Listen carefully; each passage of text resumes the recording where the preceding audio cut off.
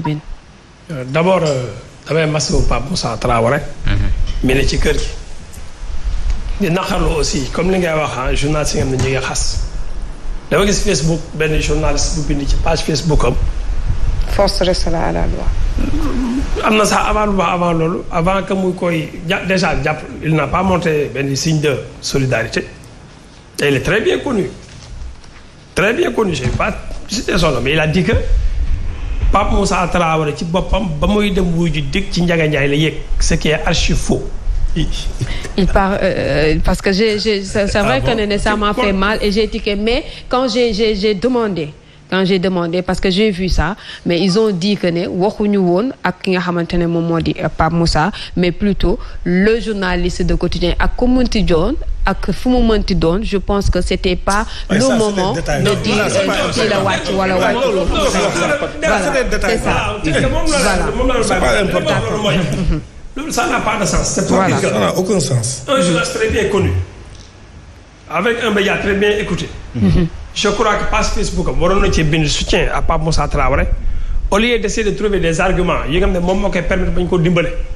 parce que dafa rejeter carrément sa responsabilité ci solidarité de corps et ñun ñu nekk ak Pape Moussa xam nañu Pape Moussa buy ñibbi du jël Ndiaga Ndiaye du jël car rapide. Donc c'était pour dire que c'est archi faux. Même si tel est le cas. Non le débat la woon c'est pas ça le débat entre parenthèses la woon. il nous écoute ñaare ba mooy Pape Moussa Traoré bi ñu ko laajee bokk na ci li wax def li nga xam ne moom lañ koy toppee dafa jël ay propos wu beneen journal moom la bind journal boobu mooy Confidentiel Afrique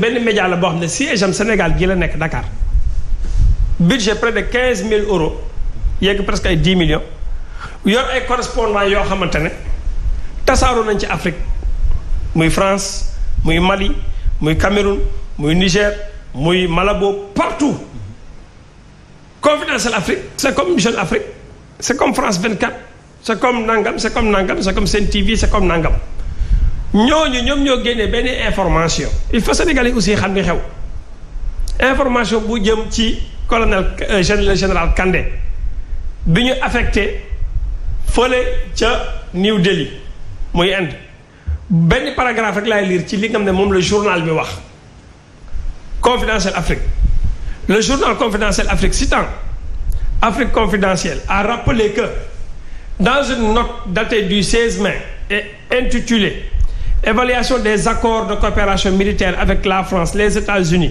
le Canada et la Grande-Bretagne, le premier à l'état-major général des armées et à la division coopération de lui soumettre avant la fin du mois de mai 2024 des propositions en vue d'une éventuelle révision des accords avec les pays cités. Puis après le quotidien jël na le quotidien wax ne le quotidien a pu vérifier de manière indépendante la véracité de ces informations, prévient le titre du groupe Avenir Communication avant d'annoncer que le SEMGA a laissé à ses collaborateurs le soin de répondre au chef du gouvernement.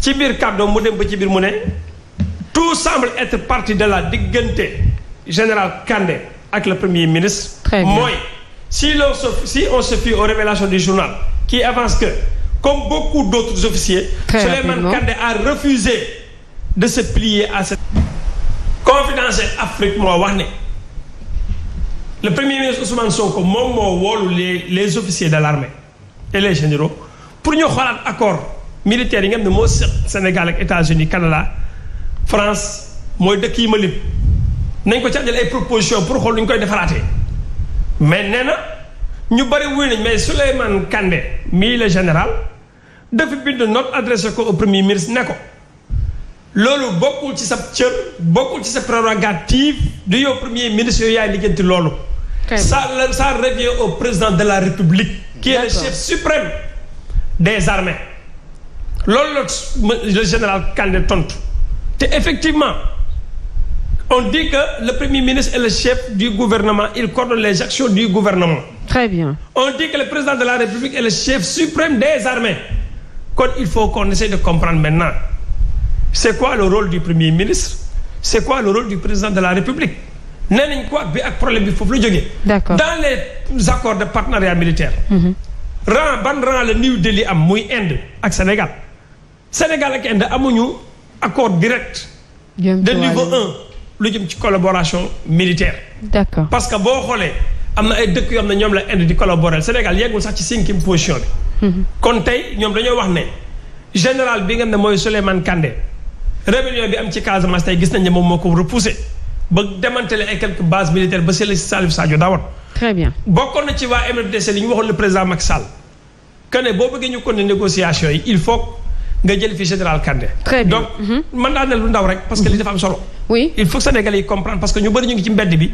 di wax lan lañ jàppee Pape Moussa ñu ngi critiquer les journalistes te xamuñu qu'est-ce qui se passe Pape Moussa dafa jël benn. très bien. information bu Confidence Afrique partagé mu jël ko partagé ko ci journal Tribune. même propos yi même texte yi même y a le directeur de publication bu quotidien. Mohamed Gueye qui est aussi convoqué. Là pourquoi je dis tout ça mooy d'abord les Sénégalais yi xam.